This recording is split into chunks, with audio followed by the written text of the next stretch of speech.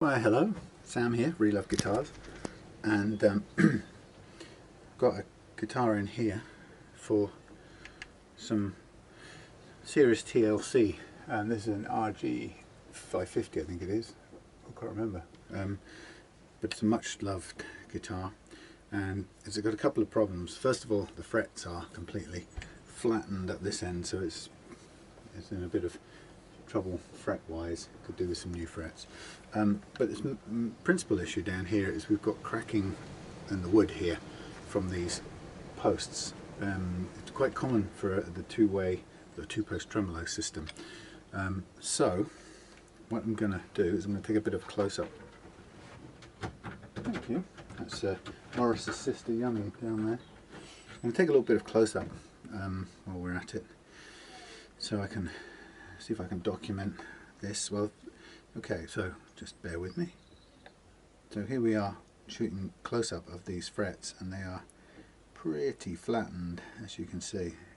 They've been hammered quite hard on both sides, but particularly on the bass side here in the past. So that's been leveled out to overcome. Somebody's had a problem down this end, kind of, I suppose traditionally what somebody may have tried to cure with a fall away, as it would be called. I'm looking to see if this has got signs of having had the frets pulled out before. Some little chips out here, so I wouldn't be surprised if this hasn't already been refretted, actually, interestingly. I'll look for more evidence of that in a minute.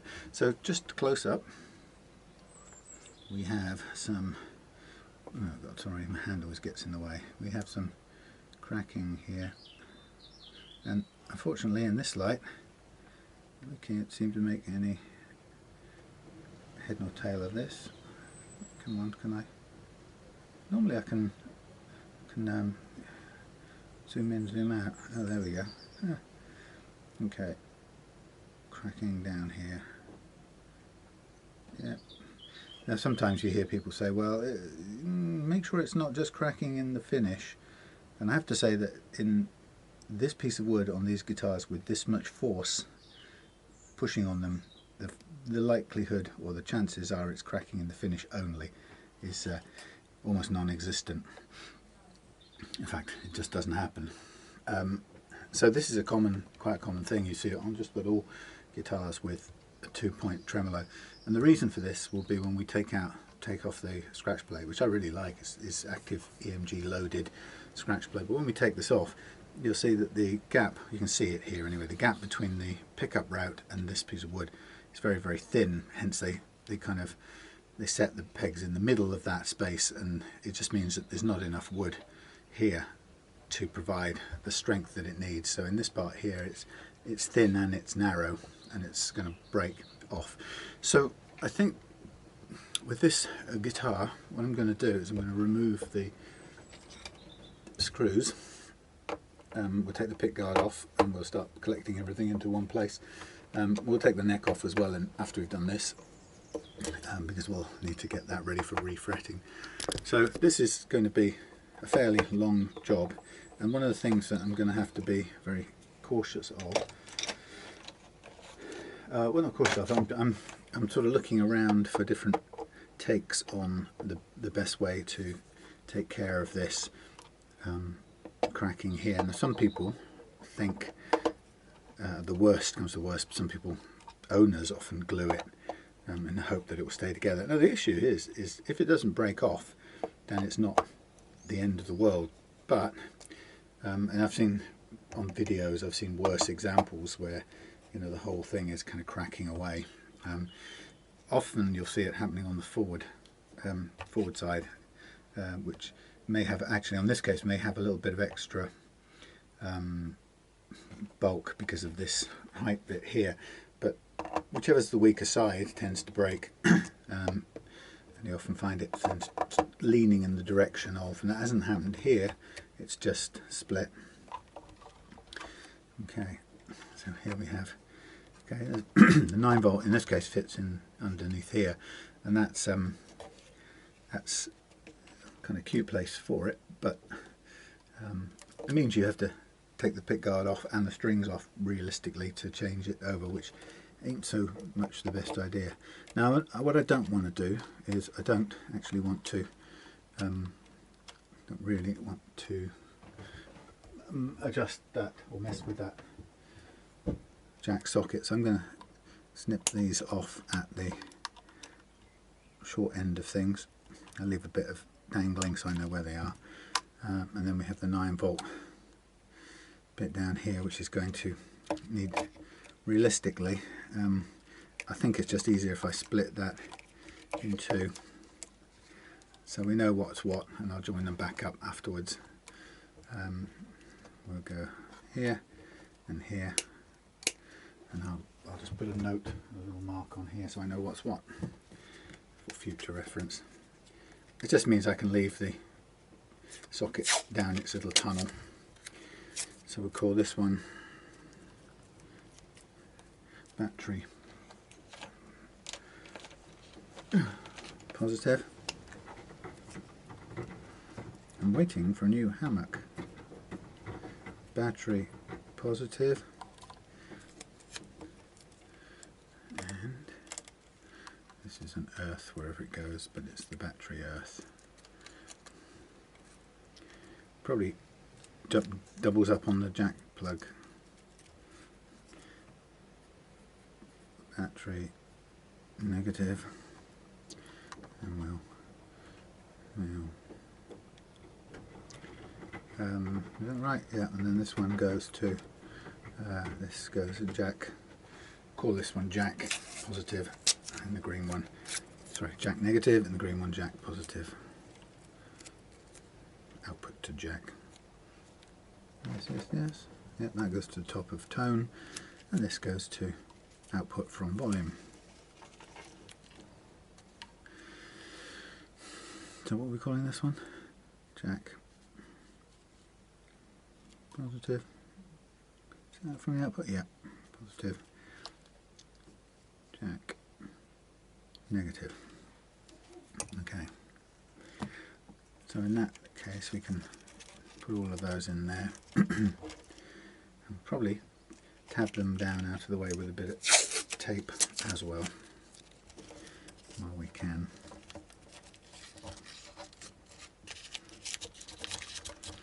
If it sticks, that'll be handy. Okay, so that's obvious what that is.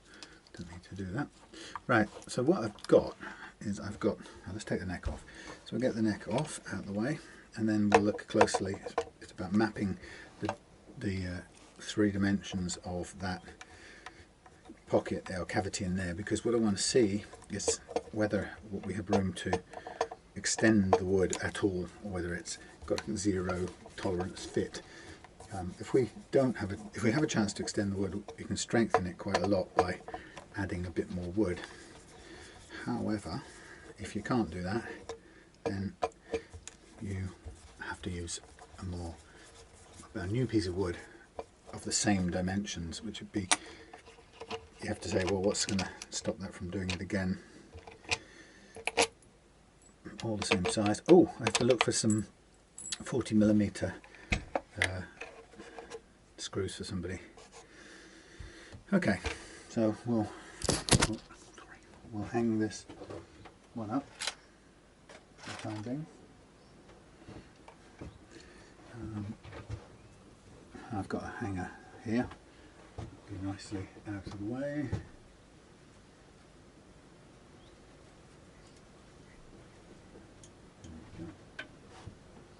Then we can focus first of all on the body, and what I'll do is off camera I'll do some drawings and stuff to map out exactly what we've got, but the important bit isn't just what we've got, it's what we've got and the amount of movement that we have got in here to do what it's going to do. And mostly it's going to want to go back, but it actually only goes back to a fixed position anyway before it hits on something in here, and that in this case is the tremolo.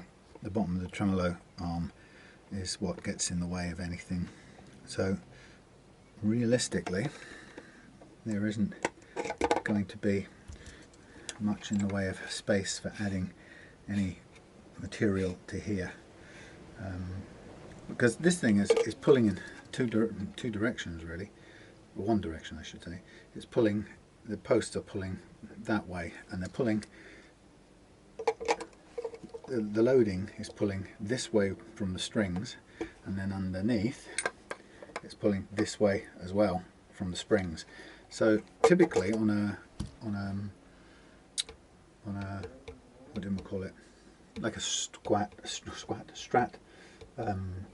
2-point tremolo, it'll break a crack in this direction because first of all most of the loading anyway is going in that direction. So the question is, in this case, I'm quite interested in why the loading is breaking the back end of this. I suppose the reason behind it would be, what would the reason behind it be? It's a funny one, because there's no forces pulling in this direction, yet it's cracked. It's probably the least worrying of the things, and the question for me would be whether or not that it stays completely stable from here on inwards. Given the, I mean, there's a little bit of play in here, but then you find that play in anything really. It's not any play because of the cracks. It's play in the fit into the bushes. But it's interesting that it has got a bit of play, this one. I'm looking for that one. I should think. So I'm going to have a think, and this is just an intro video. I'm going to have a think about what's possible and what's reasonable to do. The question is, how far down does that go? Because this is buried quite a way down. So we've got 22 mils, and the cracked section is, as far as I can see, okay, I could be wrong, but the cracked section, I'm just going to make a note of this, because the hole in which the thingy sits is 22 mils. It's 13 mils down is the, I'm drawing it on the whiteboard here, you can't see, 13 mils down is actually, as far as I can see it, and I might try and put some brighter light on here a minute. Might need to clean this up a bit. I actually think the crack is stopping at 13 mils. So what I'm not going to do is route out a piece of this, put a new piece in, if there's no point. Because, and what I mean by that is, so the what we're looking at, we're at 18, 19, 9, sorry, 19? 9.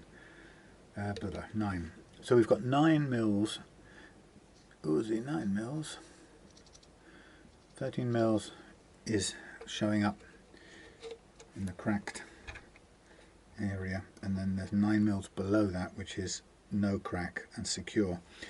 And like I say, the tension on this is pulling in, both angles are pulling, well, okay, let's be serious about this. Point of contact is the blades, okay, point of contact is the blades, that's the only point of contact. And so what the blades are trying to do is they're trying to go on, because of the springs that way and because of the strings that way, it doesn't matter that there's equilibrium. The equilibrium just means that the pull from above and the pull from below are equal, okay, but they're still pulling you both in the same direction. They're just pulling from either side of this pivot. So the point being is that all the loading is going in that direction through these 2 points, okay.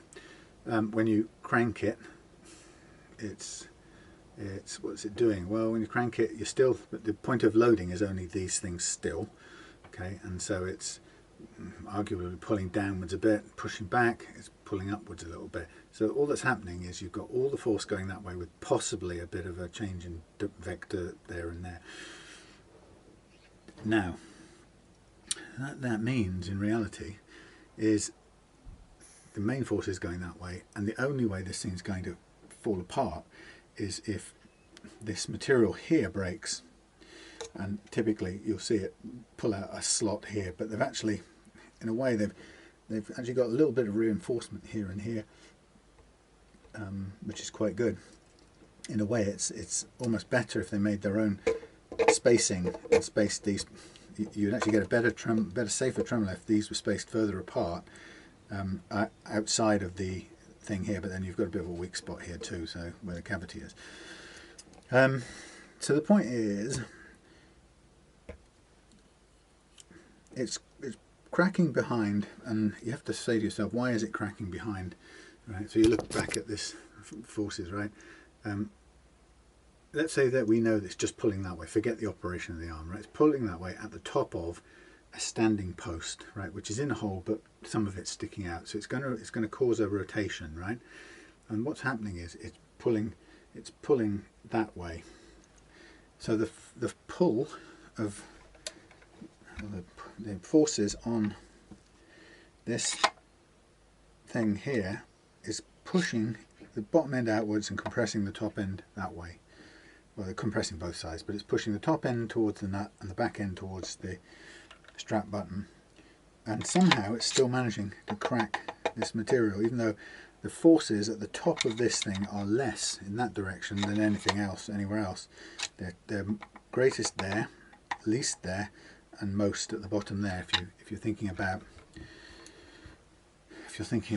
the rotation of this post, so it's set in the hole, right, and it's pushing that way basically, and you can see that the nut side of it's taking the compression force and it's compressing at the bottom, and what we notice is the breakage happens at the split is extending only. Let's just check this actually, because thinking about the amount this sticks up, I think it's showing up. Right, so that's about, let's just put this in to check. I think what we're seeing is the split is as long as the post is, the bushing is deep. Because let's say we're right in against the stops, which we are there. That's its lowest point. Okay, so if we compare, it's the last thread basically. The last thread, and we hold it up against here, down to the last thread, and okay, so according to this, we said the bushing is 22 into the thing, 22 goes right the way down to there, and this is also goes, when it's sitting in its correct place, it's about the full length. So we can just double check that by measuring there to there. That's almost exactly, well, that's a couple mils longer in total than, no, it's about a millimetre longer. So what I'm concluding is that in this, with these forces, only, we're not splitting all the way down the length of this bushing, we're splitting only near the top, which is weird because what I don't see is any way that would happen, because we're not getting any forces pushing that way with this tremolo. No matter what happens, forces are never actually going in this direction, because it's always under load. Even if, for example, you take strings off and this pulls back down, the forces are still doing that in that direction, because I mean they're sort of rotating a bit because they're pulling in. Actually, you know what? If you've got these in place and there are no strings on it, I'm just trying to think if this has been left somewhere for a long time. But even if, let's say, with no strings and this sat pushed in that direction, right, locked in that place with the strings scrunched, you can see from this thing that it's pulling down, and we might at most we could say it's what is it trying to do? I mean, you see the strings off, slam down, it's still pulling against there, even though the component of the direction has moved slightly, but never does it go past the horizontal, past the vertical and backwards. So no matter whether you're strung up or not strung up, the force either varies from there to about there or something similar. It's never backwards. So as to why these have split is a mystery. And the question is, could it be purely the finish? And there may be a point at which we really can't tell, and it also may be a point where, because we can't tell, it may make sense. Where we have to add up the things, right? We can't tell if that's a split in the wood. What we can tell is that even if that's split through, okay, what happens is when you split in the front direction, if the wood splits here, the post, the bushing, eventually exploits the crack, I suppose you could say, and so that it pulls itself forward, so the crack widens and eventually a section often breaks out and the cracks multiply, and because of that the force wedges itself into the crack, opens them out, and then it pulls a section of wood out, and then it collapses completely. But this doesn't appear to be doing that, and I'll look at it under bright lights with a magnifying glass and stuff a bit later on, but it doesn't seem to have done any movement in this direction. So I'm sort of looking at this thinking, I don't think this warrants an expensive repair because of the nature. I mean, it needs a refret, that's for sure, but I don't think this is ever going to let him down, judging by this. And it could be, the question is, are cracks in these post holes, generally speaking, are they structural or are they finish? Well, typically here they're structural because of this massive forces, the massive forces loading on it, right? However, we've got a crack not in the direction where the forces are going, and we've got one in a place where there's almost no force going in any sensible reading or in sensible interpretation that direction. So it may be that this is cracking because of the insertion of these posts in the first place. It may be it's only split the paintwork. It may be that this was put in perfectly well and the wood dries around it, and this splits because it's drying around this thing and there's no where the wood can go. It can't shrink inwards, so it splits and pulls apart. That could be a shrinkage of the wood around these fitted posts in the factory. It could be that posts went in a hole that was just fractionally tight for this. If I made a new piece, put it in here, and I drilled the pilot hole to fit the post, you want the posts in fairly tightly, but if I drilled it too tight and tapped them in, it would be almost definite that it would break here if it was slightly, just fractionally too tight. And if it didn't break the wood here, then there's every good chance that knocking it in there would also split the finish there or crack the finish there. So I think this is a fitment issue, not a forces wear over time issue. Okay, so a long drawn out thing. With that in mind, I'm going to go off camera now, have a good look at this, but I have a feeling that I'm not going to do a repair to this that I started off. What have you caught? You caught something? No? You're just in a chatty mood, are you? Yeah? What is your prey? You normally talk like that when you've caught something for me. It's yummy. This is Morris's sister. You coming up here?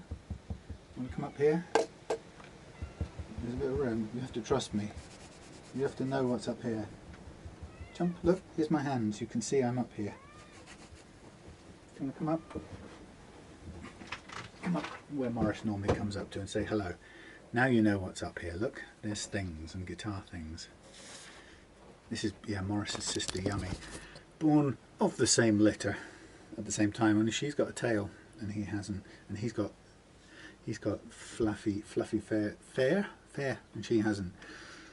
So she got sort of normal looks and he got the cute looks. But she's a very attention-seeking pet. And she sleeps on me every night of the year. She's a bit of a mercenary when it comes to that. Body heat, mine. I'm taking it, whether you like it or not. Okay, so I'm going to switch off. I'm going to make a decision on that, but I think that's pretty much where I'm going with that. I don't think it warrants a you know, another 150 quid's worth of repair, or 100 quid, or whatever it is. I don't think it's a problem, but I'll look closer and we'll see. So here we are shooting close-up of these frets, and they are pretty flattened, as you can see.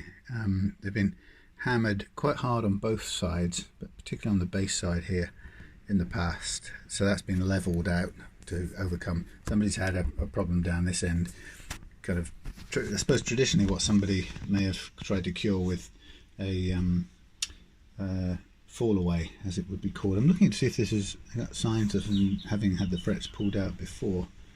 Some little chips out here, so I wouldn't be surprised if this hasn't already been refretted, actually, interestingly. I'll look for more evidence of that in a minute.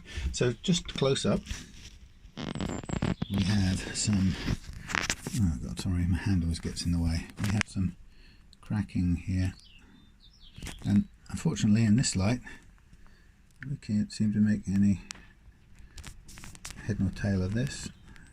Come on, can I? Normally I can zoom in, zoom out. Oh, there we go. Yeah. Okay, cracking down here. Yeah. Now sometimes you hear people say, well, make sure it's not just cracking in the finish. And I have to say that in this piece of wood on these guitars with this much force pushing on them, the likelihood or the chances are it's cracking in the finish only is almost non-existent. Good day. Well, back again. This is a few days later because things have got lower. Been waiting for things. Frets, they came in. We've now refretted, so you can see the beautiful, I don't know how well it shows up on this video, but the beautiful gold frets, Evo gold frets on the fingerboard, on the neck. So that that's done. That's as laid, and then obviously beveled off and sanded back, ready to go back on. And so today I'm going to put this back together again. I'm going to get it all together. So the job on this was, if you remember, you remember because it's all connected, but it was to stick this back in and assess this area here and make sure that these cracks weren't going to do any further damage. And I actually don't think they are, but if they are, then we reserve the right to stop, remove this and glue in some replacement wood. But John and I kind of both agreed that we wanted to do the least bit of invasive, destructive routing as possible. So if it doesn't need it, we aren't going to do it. On the it ain't broke, don't fix it. So here we are in a very cluttered Reloved guitars.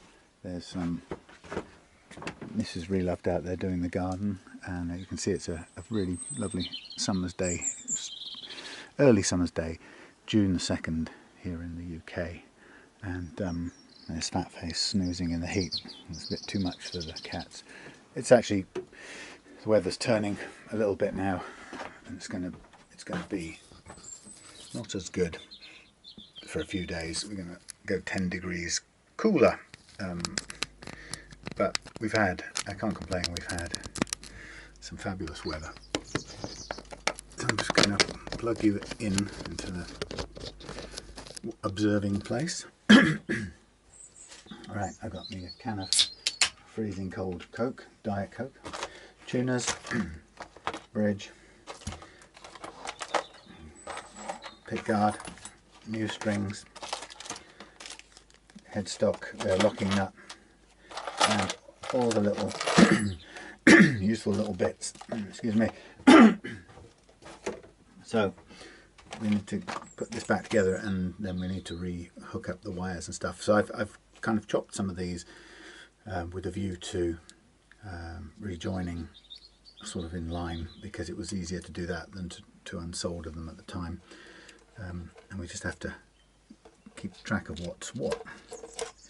So I sort of labelled a lot of this stuff up. So first thing I'm going to do is I'm going to put the tuners back on. And I numbered them so I knew what was what. E low, E down equals E low. So we will just, boring stuff. Somebody no doubt in the future will write in and go, you spent hours just replacing tuners. Well, yes, I did. I didn't show the... I don't think I showed the fret leveling. Sorry, the refretting process. Just one of those things. One reason or another, I can't remember why. I think it's part. Oh, I got these the wrong way around. I think it's partly because if I didn't show it, it's because I've got a backlog of videos now, and with the coronavirus, we're locked down. Well, we're not anymore. Britain's gone all sort of confused about it, but we've been relatively locked down, as in please stay in your homes and try not to do anything.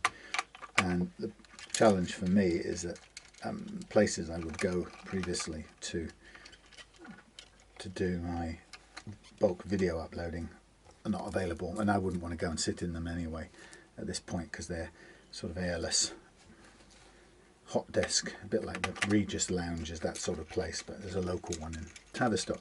Anyway, so I wouldn't want to go and sit in one of those. So I am stuck without bandwidth enough to upload videos. And so on one hand, I sort of console myself that I've got 650 odd or more videos on YouTube already, so there's a lot out there in the world. But on the other hand, it's not great for subscribers who like a regular supply of me chattering away. So I still have to kind of figure out a solution to that, which I don't know the answer to it just now. But it kind of makes me wonder if it's worth just adding more to my to-do list of video uploads. So I'm kind of avoiding recording some things, or I'm not being too strict about what I do record. So for example, the guitar behind me, the Echo 12 string over there, I don't think I've recorded any of that really.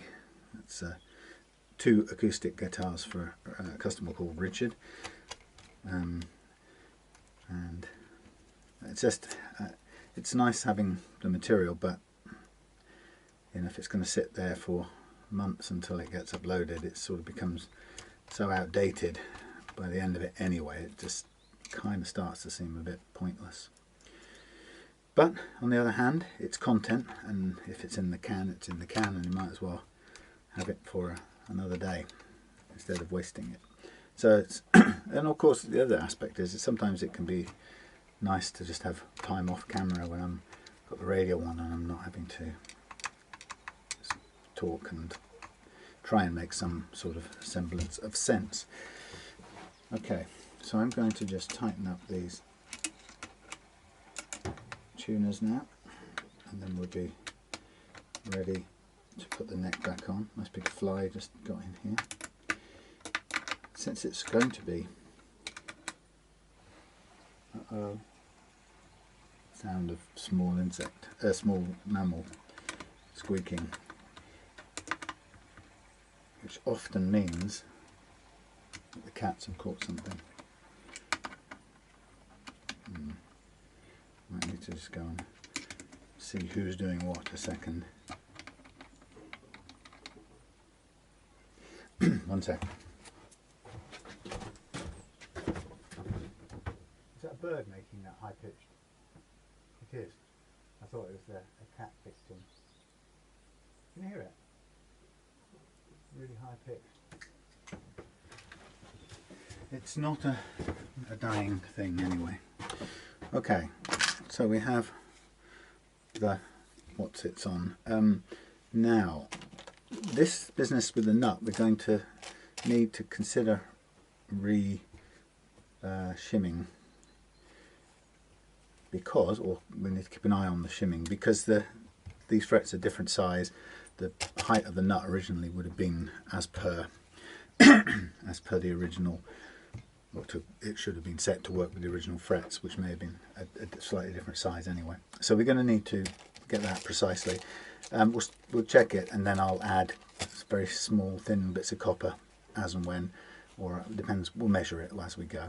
And then we've got the string retainer here ready to go back on, and then we've got the neck bolts here, and we've actually got 3 long ones and a short, sorry, 2 long and 2 short, so the front ones are the short ones, etc. Now we want to get our correct thingamajig, name of screwdriver. I can't find it. Where's it gone? Oh, this will do. I can get them out. Straightforward Phillips.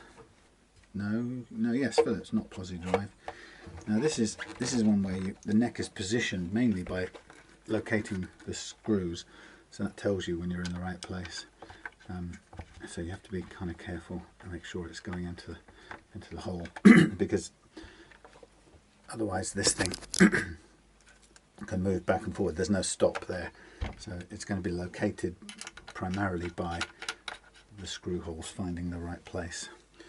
So sort of when you do these things, just be conscious you could have got it wrong and you could be going into fresh wood, but it feels like it's going into the original hole, and that's then going to locate itself for us.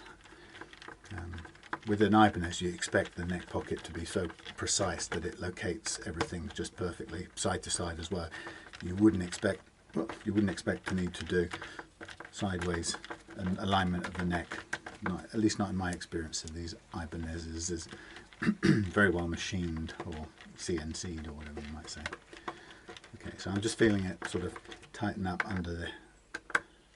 They're all got ferrules in them, haven't they? Yeah, they have. It's just deeper holes than the other one. Let me just double check this. There is a ferrule in there, isn't there? Yes, there is. It's set a lot deeper than the other ones. How weird. That is very odd. It's kind of an aesthetic thing. The front ones setting great big deep holes, whereas the back ones much closer to the surface, which is weird. Okay. Back together. Of course, if you were to force this neck into a different position, you'd be completely changing the intonation, because the distance between the nut and the bridge would be changing, not by a huge amount, but by enough. Now, something has occurred to me which slightly worried me.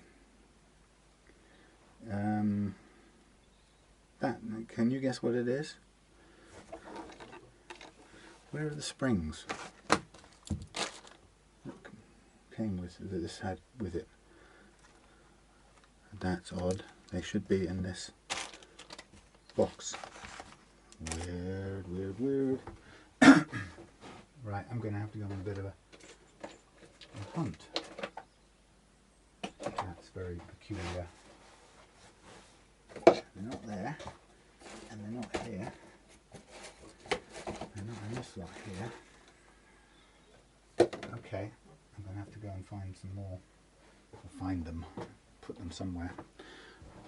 Hold on. Right, goes back out to case, finds the relevant parts, which are pretty standard things anyway. Okay, right. So what I would like to do, is I would like to set the action up first before putting the electrics and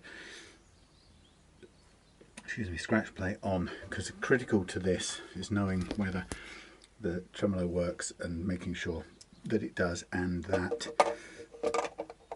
the frets and everything are all good, so that we don't end up with if there's something wrong with this and we have to do the repair down this end, then we don't have all the scratch plate all wired up, so there's no need for it. Just looking at the adjustment here is a little bit off, so we're going to need to intonate this properly at some point. Okay, so a tricky part of the old game is to get springs on here with the thing held upside down back to front like that, and we have Where do the holes go? I've forgotten how. Oh, right, this is all right. He's taken that off and put it back on. Okay, so we have to take this off first, which I probably should have done on the other side. This is like a retainer clip for the spring ends, which is pretty clever. It's a good idea. Means there's absolutely no chance of the springs coming out during operation. Oh, there you go. Drop one into there. That doesn't help. Particularly if it goes slack, which is where sometimes the spring can drop out. So through there,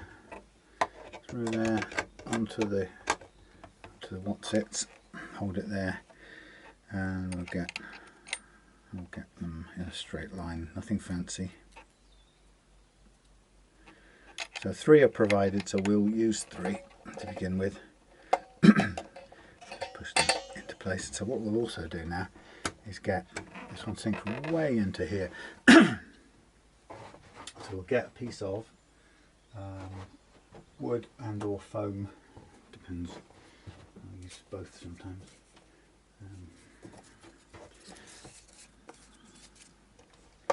And then we'll just kind of prop that up there, so it's kind of holding under tension, but it isn't doing anything to anything else. And then we can attach the other springs.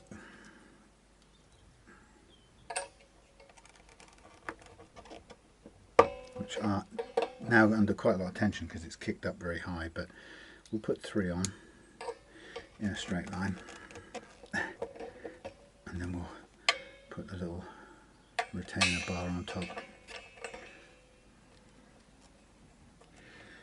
which is funny because it'll hold them, but this time it'll sit proud of it.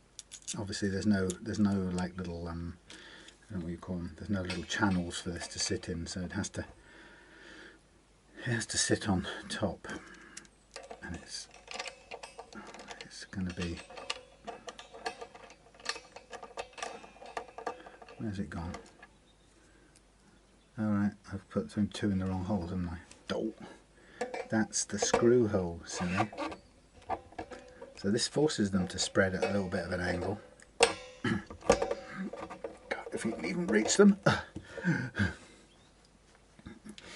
Okay, now with the middle bits. You'd kind of think there would be a recess here.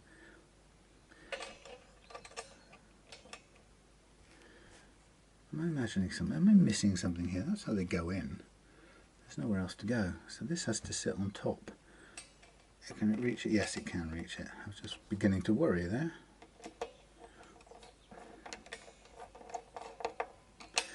Okay. So just a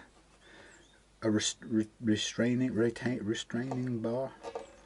Just stops them popping out. Doesn't have to be on too tight, but obviously enough to stop it coming undone. So a bit of pressure is good. Okay, bam, bam. So this is now under load in that direction, but nothing loading on the strings. So to set up the action on this, we now have to fit a set of strings, including judge our nut right as well. So what we don't want to do is put on new strings and mash them up in setting this up. So we're going to need to use whatever I've got in the department of old strings, and if I haven't got any kicking around that will do, I'm sort of actually a bit out in new strings.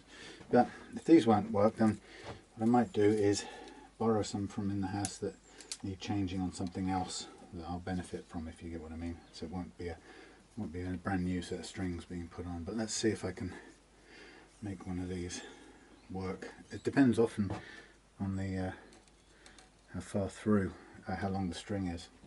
So in this case I'm just going to put these through as, these are going to be 9s I think, so they'll be a little bit different to the actual ones. So what I'm going to do is run all these things through and see if we fit them on, and then we'll cut them, or we'll lock them down and then cut them short at the other end. I just want to make sure they fit. Otherwise I'll be wasting my time. Yeah, that will do.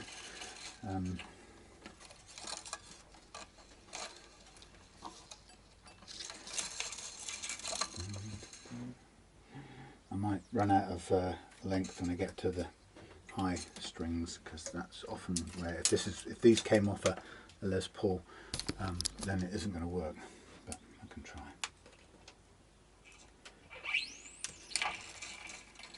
So will it get that? Yes, plenty. If it came off a Strat, then we're fine. If they came off a Strat, we're fine. This is where they get a little bit sticky, because they tend to be harder to straighten out.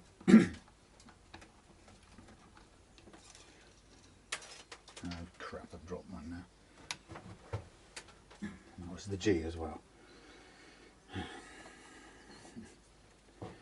And I've got a big fly in here buzzing around. Alright. G, that will reach, yes. I'll catch a string by its toe.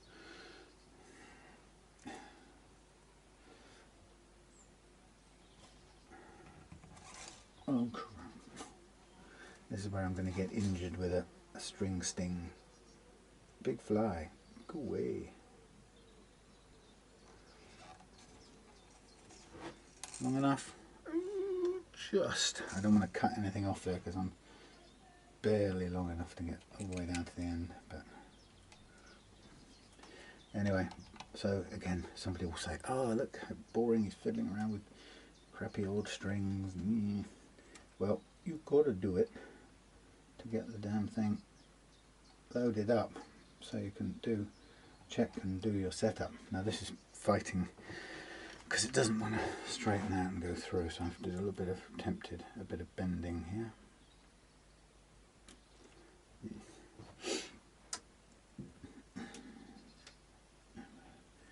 Grab the end.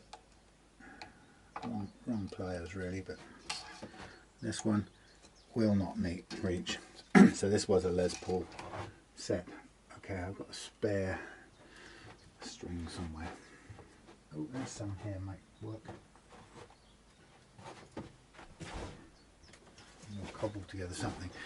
Right, first of all, let's see what we can do.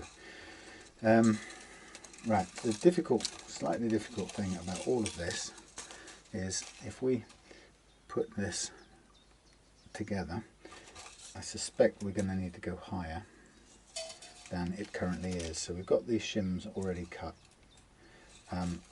Okay, let's imagine that it was pretty close, only a little bit high to begin with, and let us go with what's on here and see how far off we are, if we can actually get that to go on.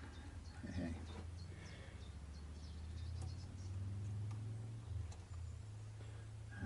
Which way? Oh, this comes through from the back, doesn't it? No.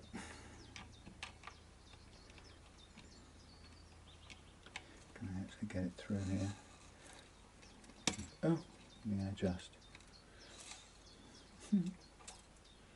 Hard work. And actually not possible to do without getting over to the other side. Which means lifting all of this up. Oh, God. With these in the way, which it doesn't help.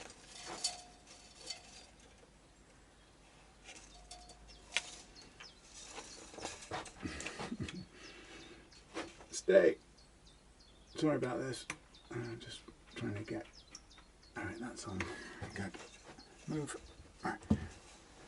Not the easiest of things to attach with strings already on. So this is the two locking nuts that come through the back, from the back, and hold the locking nut. The bolts that come from the back hold the locking nut in place. Okay, now this with the shims will dictate what the action is over the first fret, and I can pretty quickly determine this. So first of all, I need a clean end on this string, so I'll get my pliers, and I'll also need the thing that holds these strings in place, which is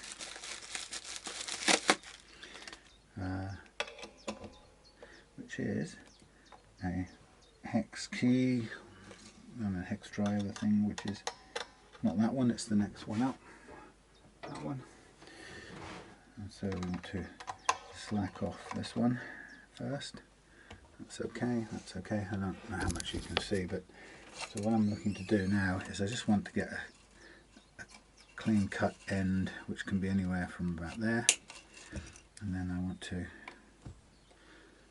yeah, that's the right one.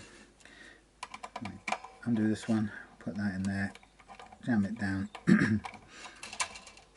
and lock it in place. I still think this is probably the worst kind of locking nut arrangement in the world. Now we've got lots of slack, which is okay, so we'll just pull it through a little bit and wind it on with a bit of leftover. Try and keep it from tangling in the A as well. Oops. Now, because I've put higher frets on, I'm kind of expecting the frets to be closer to the string now than they were before. And I remember before the action was pretty high, and we just look, it's actually now kind of not too bad. So I'm not gonna do anything. We can tweak those little details later. It's not going to be critical for this part of the game. It's going to be more difficult because we're going to run out of workable scrap sacrificial strings. So we're going with the A over the top of the E, cut it short, fit it in, loosen off the thing, drop it in there. I do think this is one of the crappiest systems you can get, the idea that you hold the string at that end purely by brute force of a piece of metal pushing the string against the block. I just think that's a pretty naff setup, actually. You always feel you're over cranking the nut, the bolt thing, locking thing at this end. It just feels wrong. Anyway, so again, we're just cutting it short here to get a nice clean end. I've got the tremolo arm plugged in here so that when I want to get clean access I can move things around, and it means I can get the hex key neatly in to access this attachment at the back here. Oh, the other thing, what do I need to do? Out, out, out, out, out. Roughly about the same. So, yeah, if you need to get access, you can press down on that, what do you call it? That thing, the arm, and then pull through the ball end up here just enough. You don't need it round on too far for this test purposes.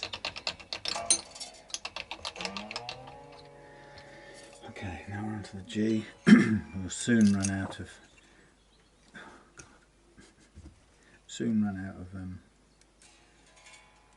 strings any minute now. Okay, let's go here. Undo. Push in. Lock down. Push through. Wind on, tilt upwards. So like I say, we'll get a good look when this is back down where it should be in floating position. We'll get a good look at the true height at this end, so we don't need to panic about it just now, and I wouldn't attempt to set it just now. Now this string is barely going to go in here. We could probably do with a new string, but let's try and hold this one in place first. We'll see if we can actually get any wind on before it breaks. I wouldn't be too sure.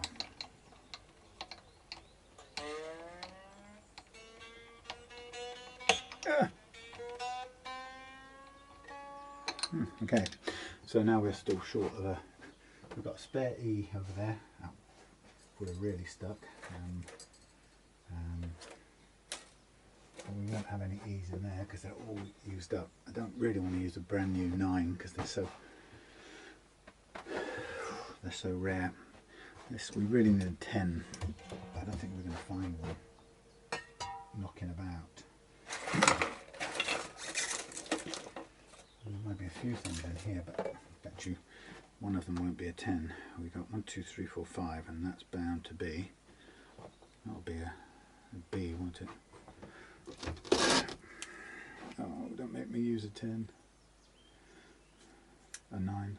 That's an 11. That's an exaggeration, shall we say. Anything I can take the strings off. It needs to be a strap in the house. Strap in the house.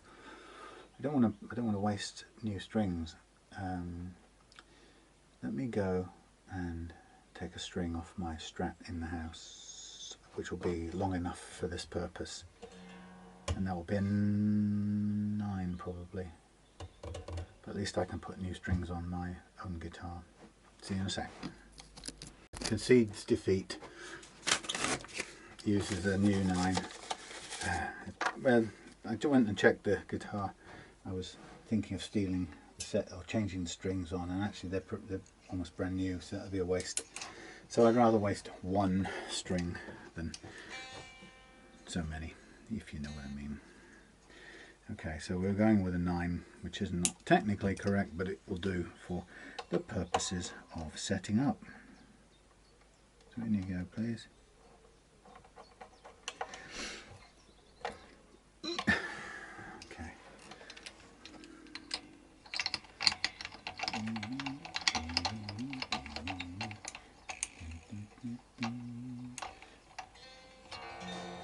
So here we go. Take this off. Okay.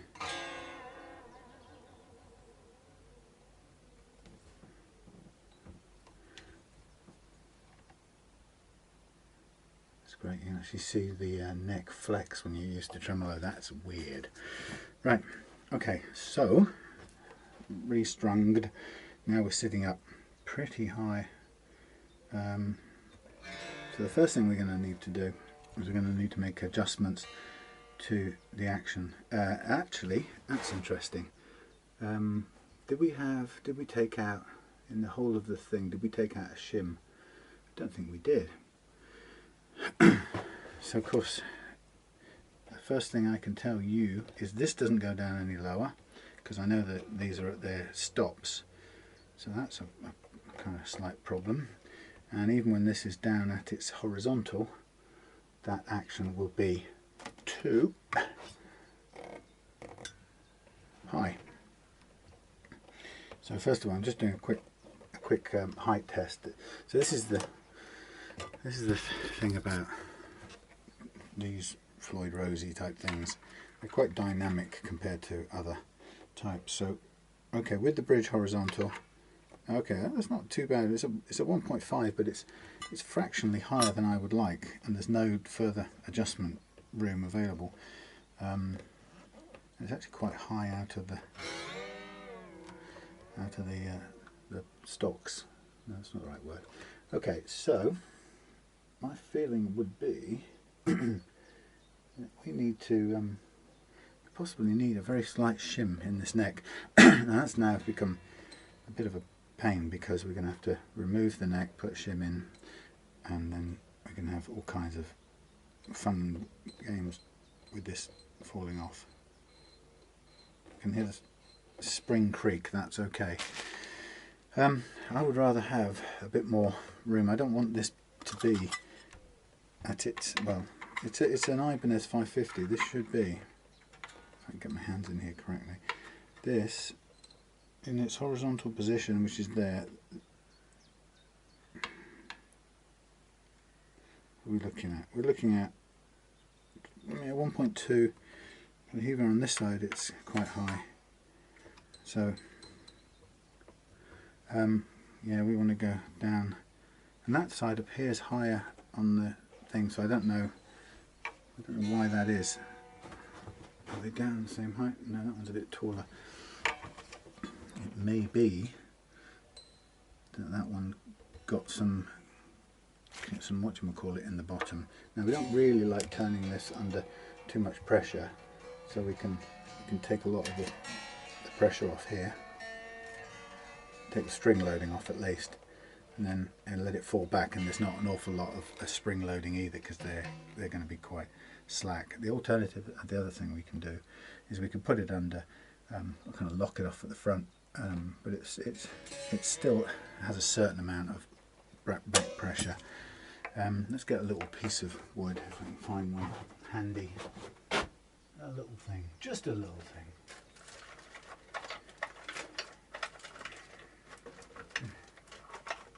That's suddenly not so little, is it?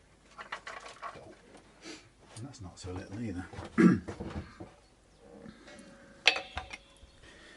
So this is where it gets a bit fiddly, and it's not what I would call an instructional video at this point.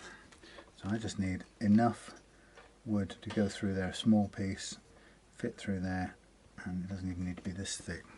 So that's too thick and it's too wide. Find something else. Too thick, too wide.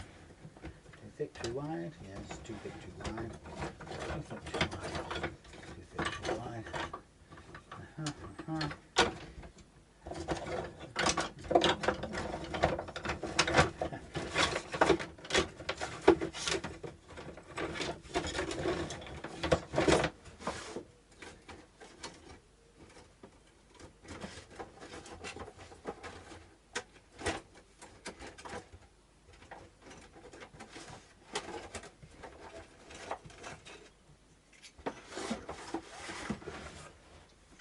Funny part about this is I saw Nick at Thunderstruck Guitars making lollipop stick versions of exactly this the other day. I'll disappear for a minute and go and do a bit of band sawing. Hold on. Some faffing and fiddling later. We have it set up with a little shim, which actually turns out to be 0.25 with a mil. But we have a little bit of leveling to do, but we've got the basics in place, which is what I wanted. So now what I'm going to do is I'm going to mark off the frets, and then we will get ready to level, because this is a good action, nice and low at both ends, and then we'll just do the mechanicals on it now with all the electrics out of the way. And after that we will do putting the electrics back in. So this is a bit of a fiddly thing with the strings on. Really the main purpose of this is to have the neck loaded to do the leveling. So here we are.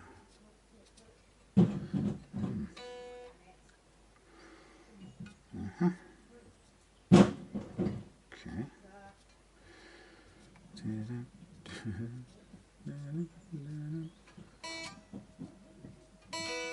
We'll get there. Yes, it's boring. Yes, it's boring. I think one in 25 refrets I think is about strike rate for getting one that doesn't need fret leveling, but it's incredibly rare. So I don't see it in any way as a failure.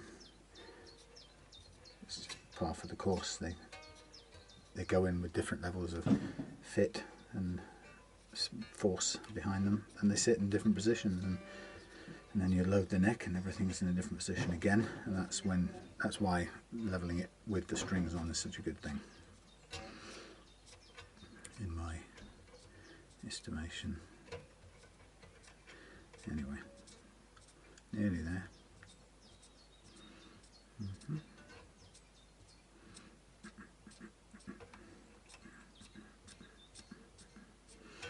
Right, let's get rid of a few things out of the way. That, this,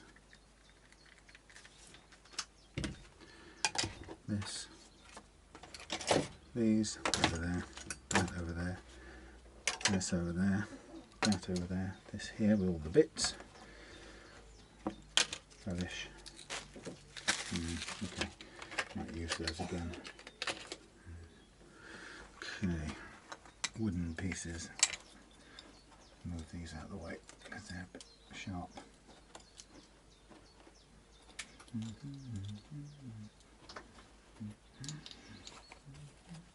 Here we go. Okay, so at this point the aim is to level to make the strings play, or the frets play.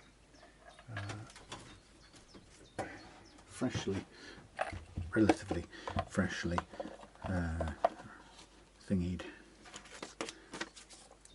freshly repapered, I should say, leveling tool, and I'm going to use a couple of little extra bits here to make sure we can move strings a little bit trickier on the locking nut arrangement. So it's not the easiest thing in the world to move the string out of the way, but we get there.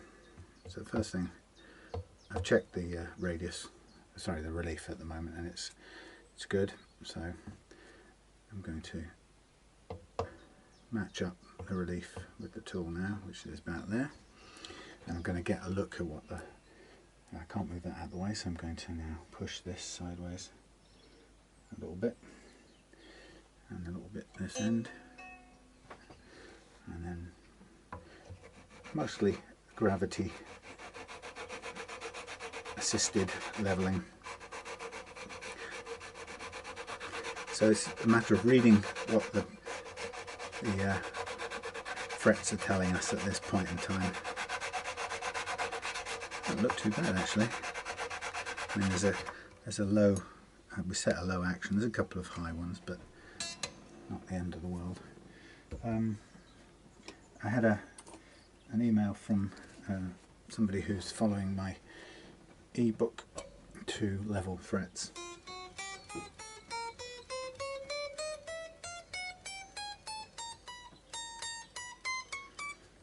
Tiny bit there, and the image he sent me, he's got some buzzing down on the A and the E around about here, and what's difficult is when somebody kind of contacts me and says, well, what do you think is going on? The difficult thing is to be able to ascertain from just photographs.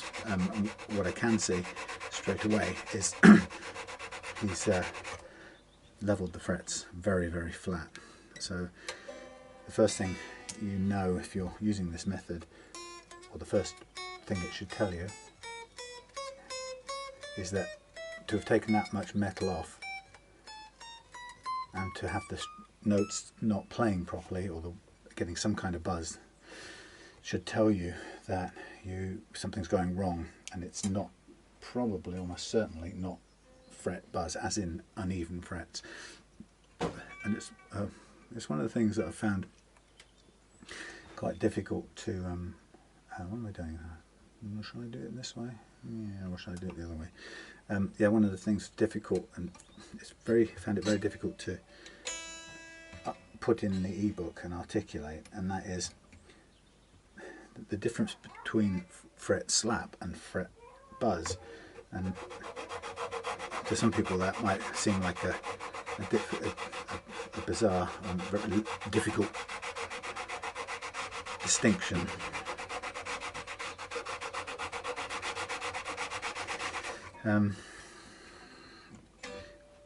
But what I define as fret slap is where there's not enough room for the strings to move. And if you're a hard hitter,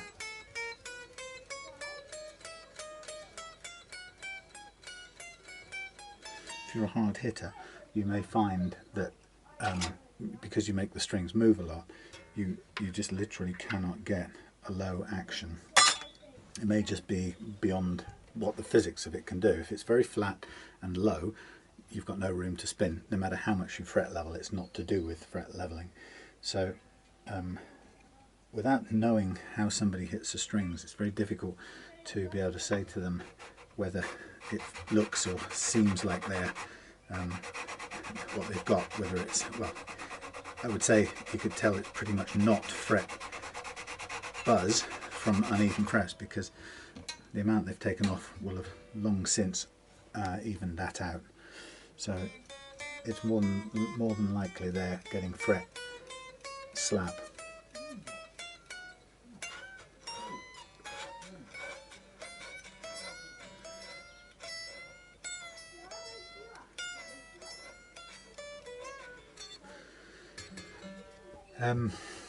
In which case they need to look at their technique as well as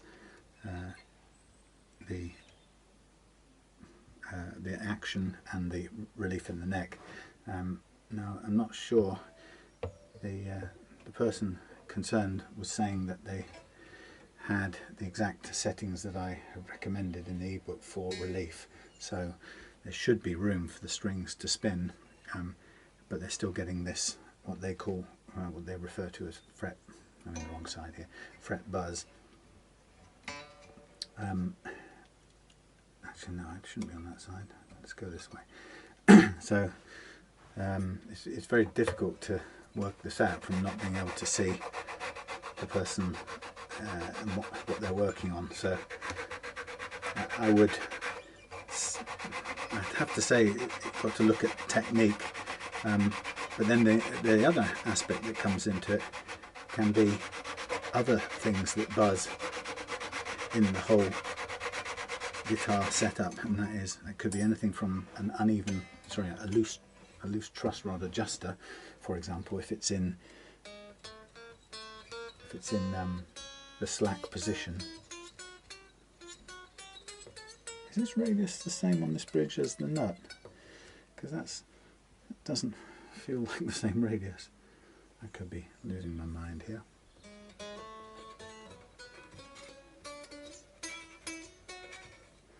Let's check the radius. Check the relief, sorry. There's relief there. There's very little action down here. That is sub-0. There's no individual action adjustment on here. So that's pushed back, which should make it higher if anything. How weird. So potentially this is extremely low. I mean, we're working on realistically a millimetre, so it probably needs a tiny increase. Let's try a little bit more on here, and let's go to the outside this time. Yeah, so it's very difficult to know, and occasionally you can have had it where you can get to a neck that just doesn't seem to want to play, and it's where you sort of run out of being able to answer why that is. So unfortunately I don't have a very good answer for him on that front. So we've got a fairly high fret across the top here, this one, but that's okay, we're taking it down.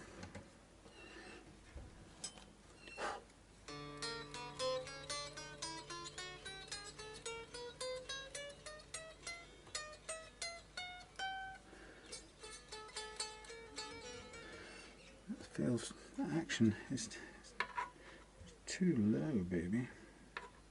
That's quite a bit under a millimetre, but the only way to do it is to raise it here. Oh well, I'll raise it afterwards. I'll slack the strings back off and raise it in a minute, but meanwhile I'll just carry on levelling what I can see here. It's funny that it's as if the bridge and the neck are slightly different. And that's a 15.75 16-inch, that's what I did it at, or what it's done at, and the radius of the frets are. Let's have a look. So who knows? It's very low. It's too low, so it needs a slight upward tweak anyway. So I'm kind of working at the extremes, I think, really.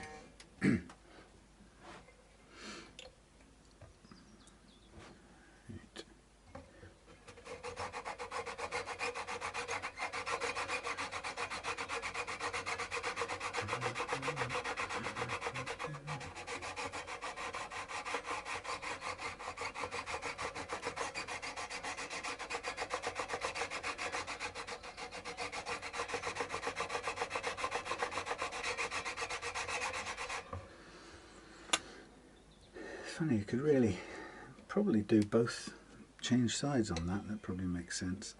A new way of doing it. Same setting, different sides.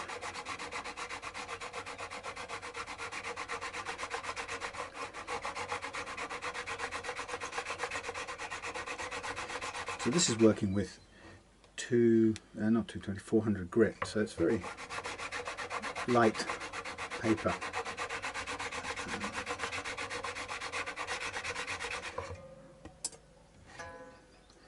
Let's just, I haven't had to adjust it all the way across, so I don't think I am going to get to adjust it again, but I'll do one more check of recalibration just to make sure, and then we'll slack all the strings off and make block the tremolo out and make a small adjustment. There we are. It's good. So I'll go one way on this side and one way on the other side. Oh, there we are.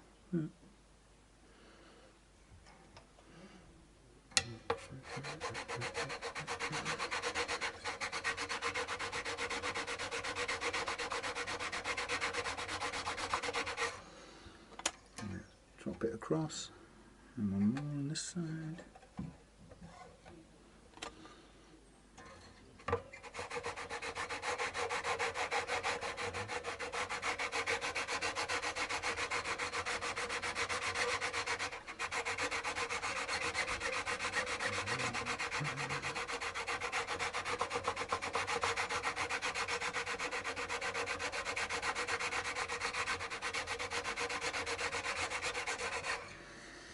Okay.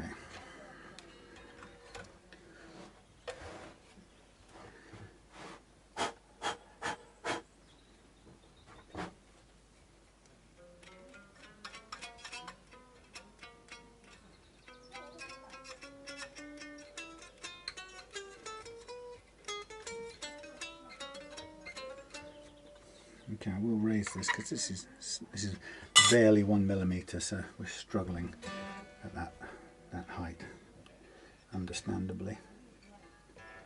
Let's put that to that side. But if we keep getting as best we can with it set as it is, then we'll be pretty good when we make a tiny upward adjustment in the action.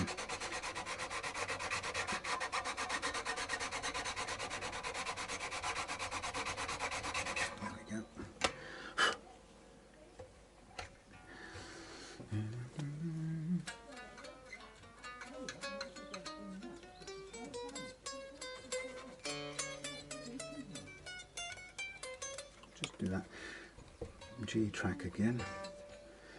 Which way are we going to go? I'm going to go this way, G track that way.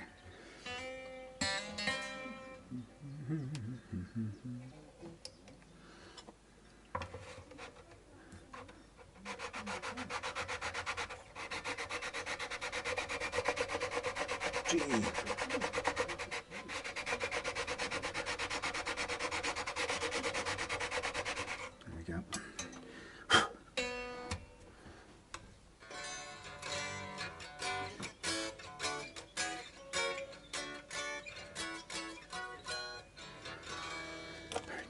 Okay, gonna take a break, clean up, slag this off, tweak the action, and then come back ready to polish out the frets, or reprofile them and then polish them out. So that will just be a small adjustment there on the bridge, but we'll put as little loading on it as possible, although it's a long boring argument that people have, and I'm not convinced that adjusting it under load is any particular hardship, but people insist that it is.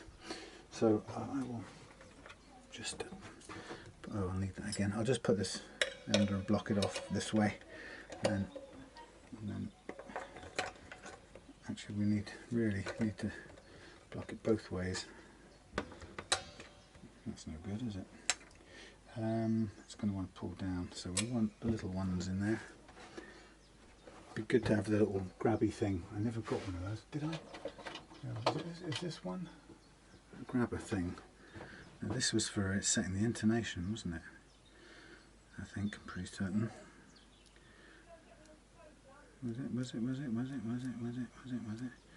Sir, they're on the phone now. Oh yeah. They don't have the parts to repair my computer anymore. Right. So the price of a new one is £1,249 for the 13-inch. Minus the £200, they're offering £1,049. Yeah. Which is minus the £200. So shall I take the cash and, or they can replace it? Can they replace it when we pay them? We got £200 to pay them because I haven't. Let me go and check the bank. Hold on a second. Okay, just going to de-string it, re-crown the frets, and then go into the boring polishing them out stage, which I'll do off camera, and then I'm going to have a lunch break. That was sorting out the computer that had Claire's computer had an accident with a bottle of fizzy squash. Oh yes. Let me put my little wedge under here, keep this from going back all the way. Thank you. Yes, so well, we got sort of mostly replaced. Probably won't be able to get a Mac, but at least to get a PC or something. Not ideal, but also not the end of the world.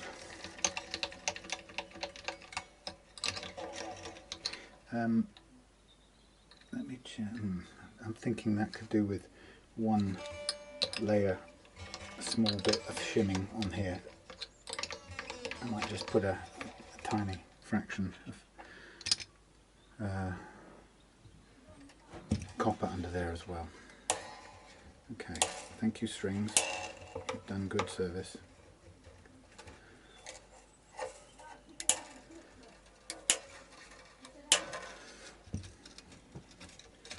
One, two, three.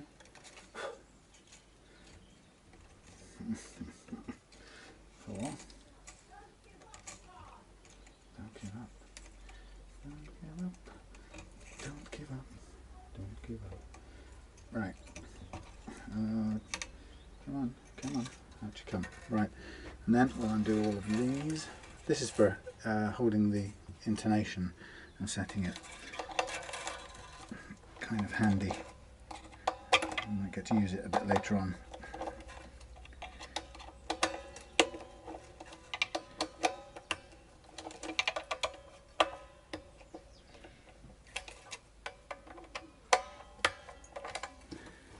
Okay, hold on. Oh, much later. Long day. I had to strip off a project that I was doing because I couldn't stand how the acrylic turned out, so I heat gunned it off and I'm going to redo it in nitrocellulose. So that was a bit of an interruption. Anyway, I have found out what John wanted doing with that middle pickup, and it's staying out of the loop, mainly because of the difference in output from the EMGs, complete different power level altogether. Anyway, so what I'm doing here is I'm going to restring or string up freshly oiled fingerboard, and what I'm going to do with these, I'm going to line these micro tuners all up roughly before we get it together. And I think I'll come down the same way as I did before.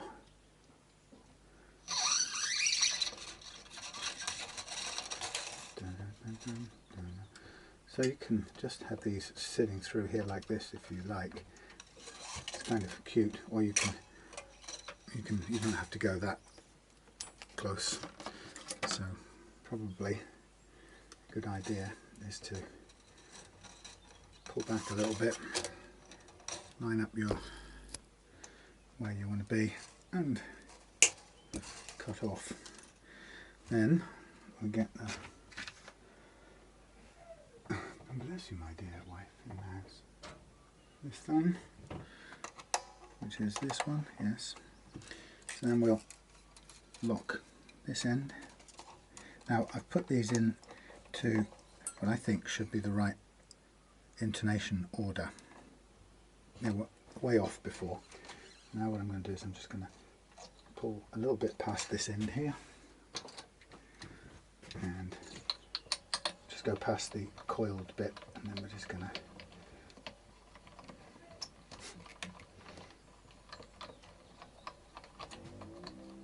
I've got a split in my finger. Ah, dope. I knew I did something. I put more material in here and I should have put less. What an idiot. That's a complete back to front bit of thinking there for you. Just hold on a second while I rewind everything. Yeah, I should have, I wasn't going to add any, I should have taken some away, but I ended up adding some, which is a pretty stupid move. So I'm going to take out the bit that I just added and see if I can reduce it this time. So sorry about this, rubbish camera work. So we had these are the originals, those were the originals. Take out the extra bits that I added. Now that's a chunky bit, that's a very thin bit. We could just measure these a minute. We've got, okay, 0.1, and this one will be about 0.3. 0.3 and 0.1, and then this one is 0.1. So we either leave that thin one out altogether, or we don't. Well, given the height of the new frets, I wanted to raise it up, but it was still a little bit high, so let's just try this for a second. We want to bring it down to a low first fret action, not like that.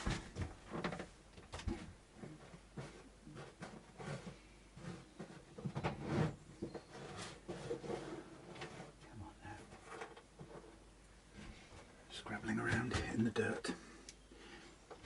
It's not the easiest thing to do, to screw something from the bottom upwards, if you excuse the expression. Okay, so let's just have a quick look.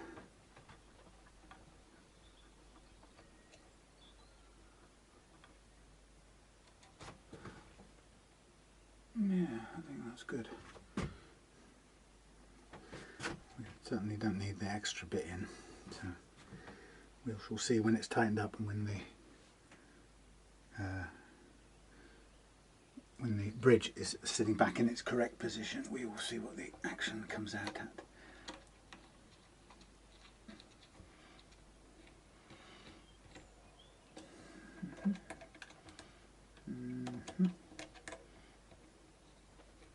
Right. Keep that as spare.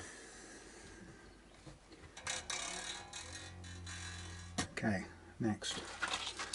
Alright, so that was a bit of a delay. Anyway, so yes, it's been a distracted day. So I made a mistake of trying to do that other guitar in a certain kind of acrylic that was recommended to me, and I have to say it just hasn't worked for me. In fact, what it was is that the black layer, the colour layer, just didn't set. Now, it's probably something I've done, I don't doubt that at all, but it just didn't work. So off it came, and I'm going to revert to something I know is dependable, and that's going to be nitro.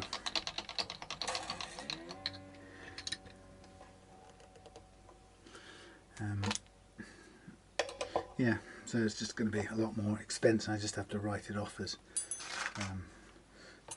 a bad job. So it's going to take a while to sand all the way back out, but you know, what happened is I had it looked okay, and then I was getting this little bit of kind of bubbling sort of thing, as if like a little tiny pockets of gas from unset paint was still coming through, and it was bubbling through and upsetting the finish, whatever I did. And so I just had to I tried sanding it back and just never got there. Kept coming through again and again. So I just eventually had to dump it, and we'll go with a nice dependable black nitrocellulose gloss, and then get the clear nitro on top, which we can buff out as good as anything.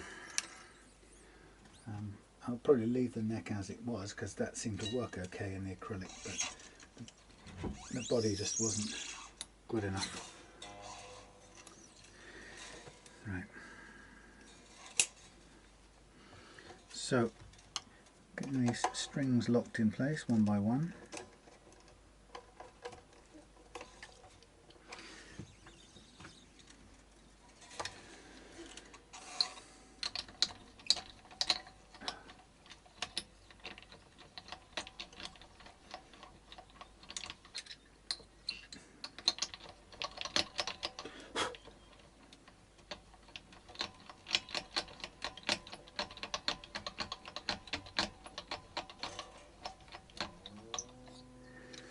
Good.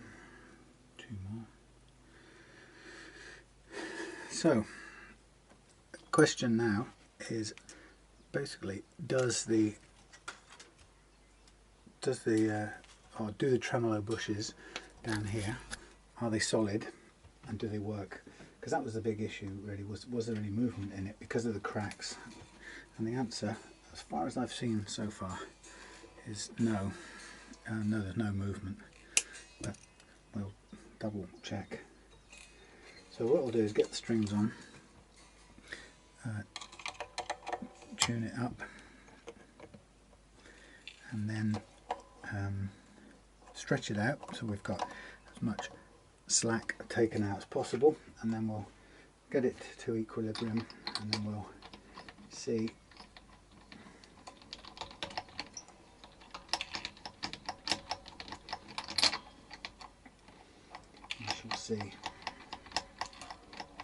and just see if it operates and stays in tune and returns to tune. That's the only thing we can test, and you can't see any movement in it, so I really don't think it's going to move.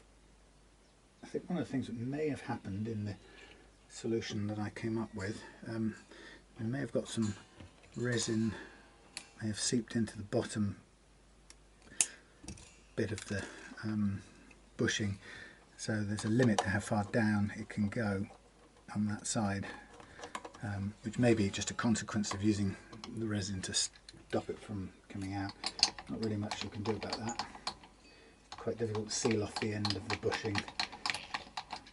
Potentially could have done that with some wax or maybe a bit of sticky tape, but it doesn't guarantee acting as a barrier and stopping the resin getting through, so often it'll come through anyway. Right, let's see what happens. Boink. Right, we want some... Everything's falling apart. Let's get the tuner.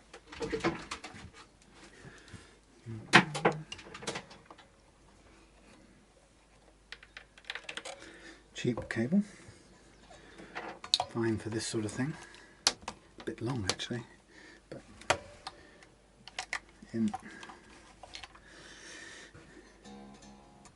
Oh God, do you know what I've done? What the hell is wrong with me? I am such an idiot.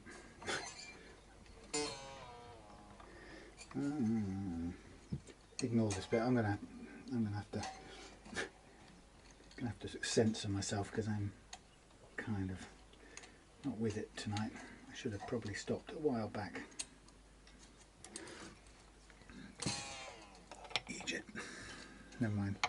Ignore all of this. I put the wrong string in the wrong hole. Can you believe it? Can you actually believe it? And luckily I wound on enough for us to switch them over, but that's just such a half asleep nonsense.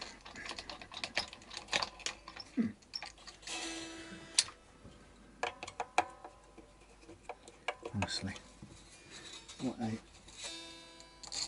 self-admitted plonker.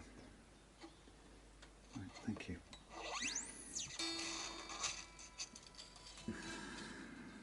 Try again.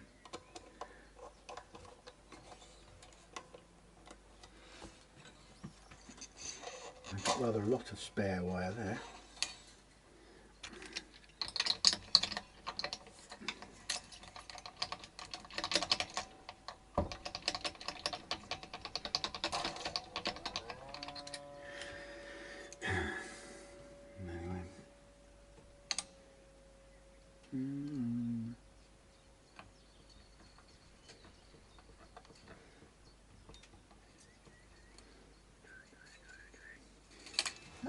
There's a bird out there that's making the sound of a synthesizer track from Tangerine Dream way back in the 1980s.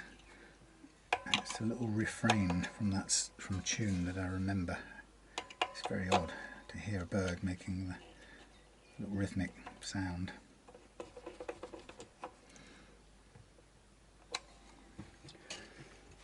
Get that out of the way. Get that there.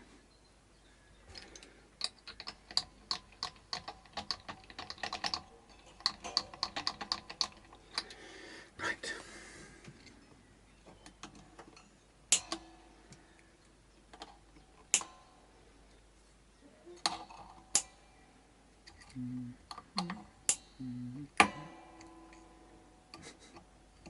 Oh my lordy.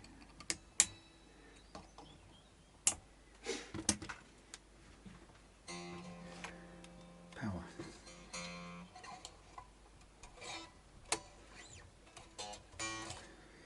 Right. Now, theoretically, this should go back to where it was.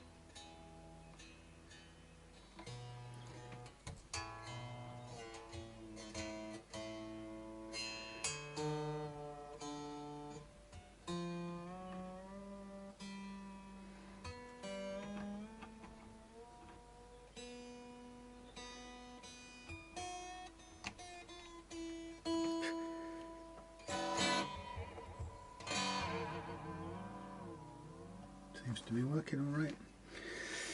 So, yeah, nice low first fret action, better.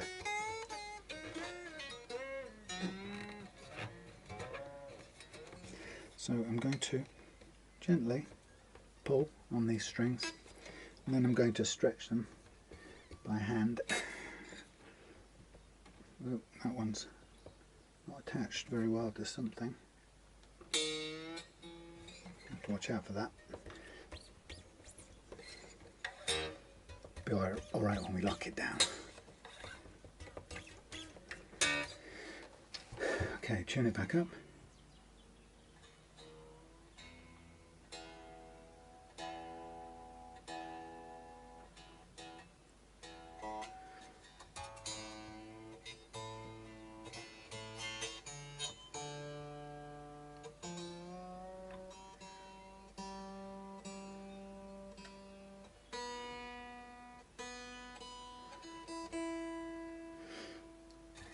Do a bit of stretching like this.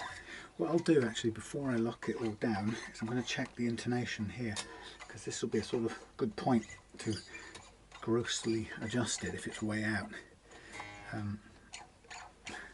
So we can actually check it now with the tuner, since we've got. Yeah, that was going to cost me a bloody thing. It's not wound on enough.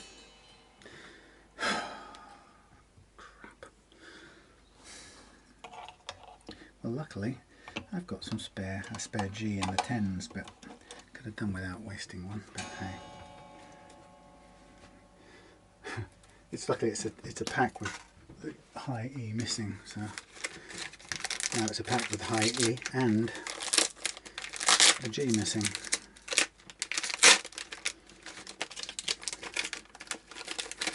There you go.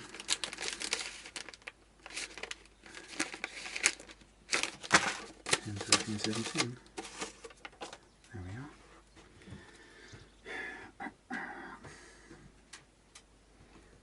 are. That was the result of switching my brain off and putting them the wrong way round and running out of and not having enough wind on material left. So there you go. I paid for it. Silly me.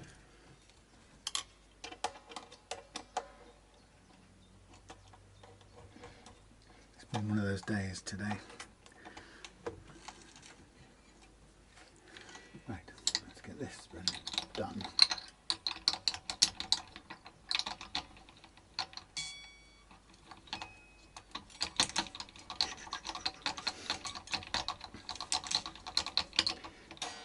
That's one of the things with a wound G, is with a wound string generally, you actually can quite easily get caught by putting on too little material windings, and then what happens is amazingly it can come off.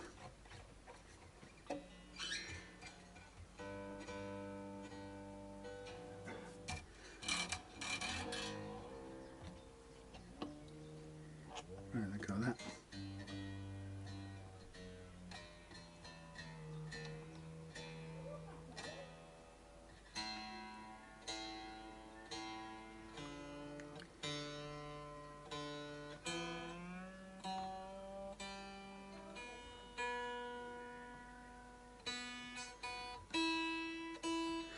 So while we're at it, let's just check the octave.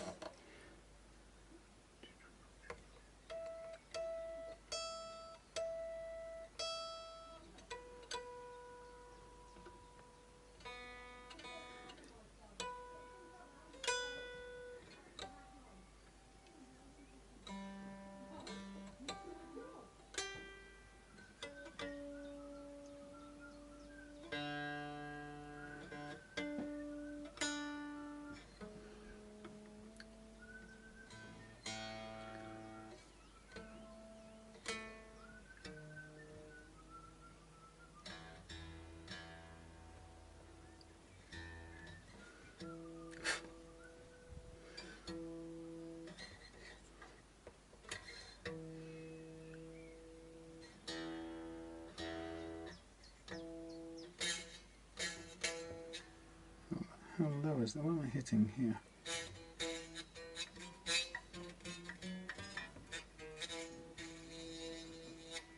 What am I hitting? Where's my action setting?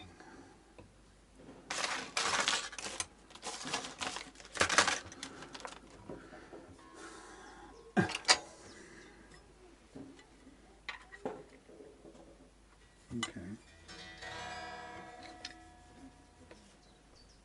Let's just check a couple of things here, because I think we've got too much. First of all, we've got too much relief. Let's take that down.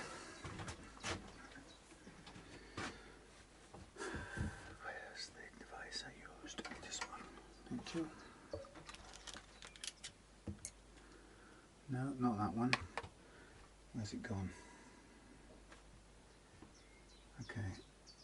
I am now officially confused. I've put it somewhere. I lost it.